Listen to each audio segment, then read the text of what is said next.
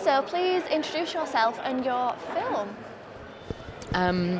Hi, I'm Jessica Bishop. I'm the director of Puffling. Puffling's a documentary short film that's a coming-of-age story for Pufflings and young women alike. Yep. So, my name is Birta Líf Agnarsdóttir, and I participated in the film. I don't know. So where did this story come from? Where did you find the inspiration? Puffling is shot on Vestmannaeyjar, that's part of an archipelago, so a group of islands off the coast of Iceland. And I heard about this particular sort of tradition, but also a natural phenomena where the birds are sort of leaving the nest for the first time and the young people are going out to rescue them. I heard about this through a friend, Hint, who lives on the island. And it took me a while to realise that it had a sort of natural coming-of-age arc to it. But I was drawn to the story because of this really powerful relationship that people like Berta have with the wildlife on the island, and how it's something that is sort of so ingrained and innate in the way that you're brought up. I think it's a really special relationship to have with the wildlife in your local community. So obviously quite a bit of the film was shot at night, so it was quite dark, but we're actually showing a really light, beautiful story, so talk about that contrast. Yeah. So the natural phenomena happens at night. So the pufflings are coming out of their nest. I don't know if you wanted to talk about why it happens at night, or what's it like to go puffling rescuing at night? I really like it. They see the lights in the town, and their mind, I don't know how to explain it, but their mind think that it is maybe the sun. I don't exactly know the story, but it's something like that. So, and it's just so much fun. Even when you're an adult, it's always so much fun. So at what age are you told about this? Is it pretty much all through your life? This is something that you do? Yeah, just childhood. We grow up with this, and it's just so much fun.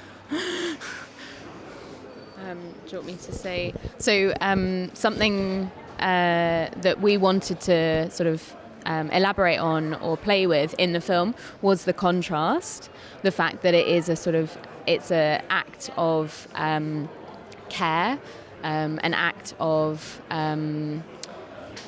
conservation, but at the same time it's happening at night, and like you say, it looks quite dark or ominous. We were aware of this, and so the opening of the film plays into this, because you do have a lot of young people running around, sort of shrieking, circling the island in their cars with these boxes, and you're not quite sure what they're up to, because we're not used to seeing young people taking this sort of action, or maybe it's not expected to see young people taking this sort of hands-on action, especially with wildlife. So we were deliberately playing on that contrast, especially with the opening scene where you might think that Berta's up to no good. There's another contrast in the film. Obviously, the two girls have got quite different ideas of life. So how was that to kind of find the two girls that were up to different stages? Yeah, Berta and Selma are very different. Would you agree? Yes. What I think is so amazing and inspiring about Berta is the fact that you really want to stay in your community, and you want to find a way to grow up there and live and survive and work. And obviously, with everything that's happening in the world, it's quite difficult, I think, to maybe consider staying somewhere sort of more remote or rural, thinking about the opportunities. And I also grew up somewhere quite remote in the countryside, and my automatic reaction was to get out of there. So I was a bit more like Selma, thinking about ways to leave. So I connected with Selma on that level, but I think that Berta's story is incredibly powerful because you're thinking about how to stay and how to make it sustainable for you. But yeah, the two girls, it was deliberate to have two young women with quite different stories, and finding the ways that your lives connect with that journey of the Puffling as well. I saw you were you going to say something? No. I was going to say, do you still want to stay? Yes, I do, but I'm open to other... If something opens up, I will consider it, so... Open to other opportunities, depending what they are. Great. How was it filming on the island? Did you have any struggles, problems? Obviously, it's very remote. Yeah. Can you? I don't know if you have any memories of this. Like, what was it like filming with us on the island? Do you remember? It was. We started filming 2 years ago. We filmed in Puffling season 2021 and 2022, so we filmed over 2 years. Cast your mind back. What was it like?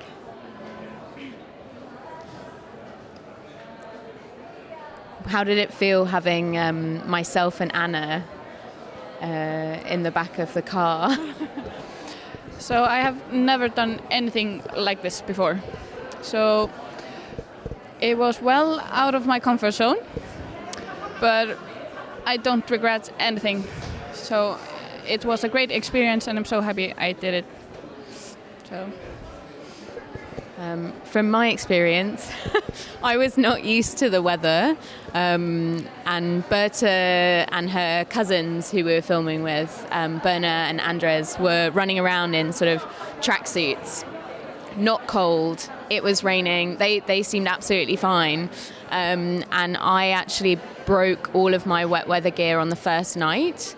I realised that it was not equipped for Icelandic weather, and I had to buy it. Literally, we got back to where we were staying, and I was soaked through, but I was wearing head to toe like waterproof trousers, and so I had to buy a whole new outfit on the island to cope with it's sort of like this thick mist that doesn't feel wet at the time and then completely soaks you. So it was a new experience filming in this area, and sort of driving around at night, just kind of circling the island, and then sort of lurching.